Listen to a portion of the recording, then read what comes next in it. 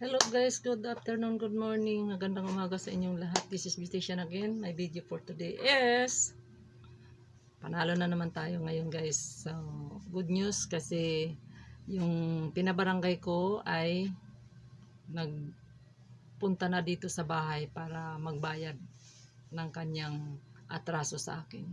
So, thank you so much. Shout out to Jean Conseno, ayan. Siya yung pinabarangay ko. Mabuti naman at hinatid niya yung pera dito sa bahay na kabayaran niya doon sa ilaw. So, ayan, wala na akong problema, wala na akong abala sa aking ginagawa. So, ngayon guys, alam mo bakit ganito ang aking outfit ngayon? Kasi, pupunta kami sa barangay para sabihin namin doon sa barangay na hinatid na yung pera at para ma-close na yung aming usapin doon. Kaya pupunta kami ngayon ng barangay. After ng papunta ng barangay, pupunta naman ako ng aking client. So yan guys, sundan natin ang aking mga video dahil after nito pupunta na kami ng barangay, tapos titingnan namin kung ano ang mga usapin dito. So ayan guys, maraming salamat. Sundan nyo kami at please like and share my video. Continue for watching my video. Sa inyong lahat ng suporta, maraming salamat. This is Beautician. So tara guys, sama tayo guys sa aking pupuntahan. Guys, pupunta na kami sa labasan. Ay, ano na kami.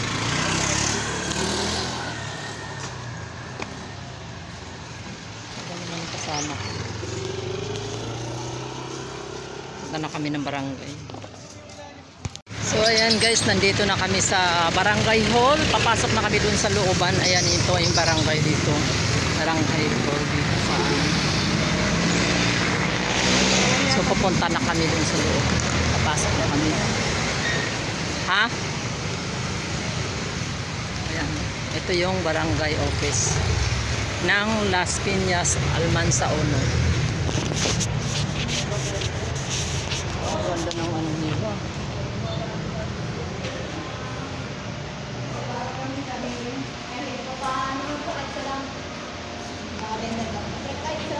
Ano oras po? Launa. Akala ko magpapay na kayo. Wala, hindi dumating, hindi darating yung pumunta doon sa bahay. 1:25. Ay, wala po. Lupon.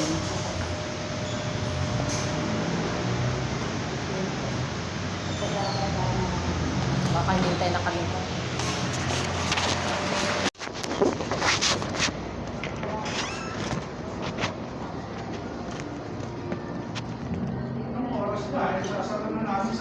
Sorry. Nagpunta doon. Meron pa akong kasi. Ano? Nagbayad doon, pumunta ngayon doon. Nagbayad na. Sana pinapunta niyo dito. Sa kanya. Parang nagano kayo, kayos. Di ba? Hinatid na niya yung bayad doon sa sa bahay. Kaya kami na po. Mas kanila na yun, alam naman nila yung nila. Ay, sorry po. Ay, sorry po. Pwede pa rin ba yun? Kailangan pa nilang humarap ako.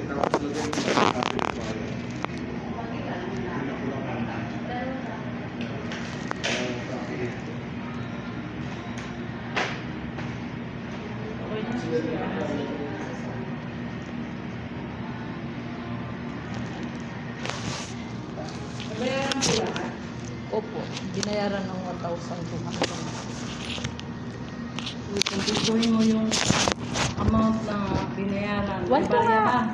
ba? Ha? May barya sila. Wala. Isang libo at saka dalawang tagi-100. 1, 2. 1 kung binayad. Opo.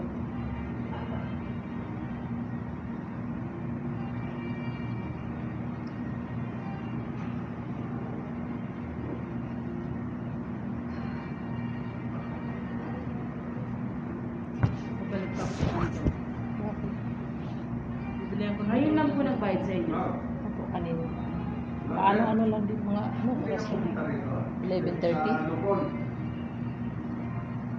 Oo nga eh. 30 yung Pero mga sana closing. naka-after baka rito. Okay. Andit ko sila eh. Okay naman daw sinabi ng mga bahay. Ay, hindi ka na naman makakaano. Pero okay na lahat. Kaya na.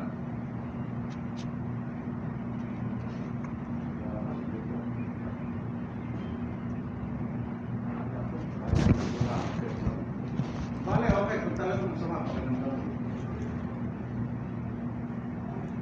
Taylor ko po kasi. Sige, sige. Masama talaga pa rin, pati boses masama pa. Dito po. Apo. Bigay ko na lang po. Okay na po. Pasensya na rin ha. Maraming salamat. Meron kasi yung doktor ko kasi na, si Dr. Arvin kasi nasa hospital. Saan ko to dadal? Sa inyo na po yan. Ah, Sabi na po. Okay na. Video call pa kasi si doktor may mga ano. Maraming salamat sa oras na ibinigay niyo sa amin. Alam ko, sabi ko, nagkahit siguro. Hindi na pupunta. Oh, pumunta Kahit sila. nagbayad siya doon. Eh, kailangan may closure ako dito para mag problema. So, maraming salamat muli. Merry Christmas advance. Okay na kasi importante yun. Happy na ako dahil maibabalik na namin yung pera na ginamit namin. Salamat din sa inyo. Thank you sa inyo lahat. Pasensya na ha.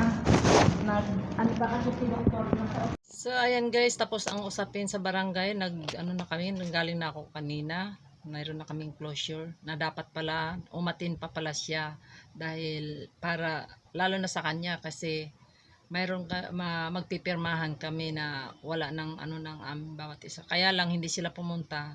At least ako ginampanan ko ang aking obligasyon kung ano yung aking kinakaharap.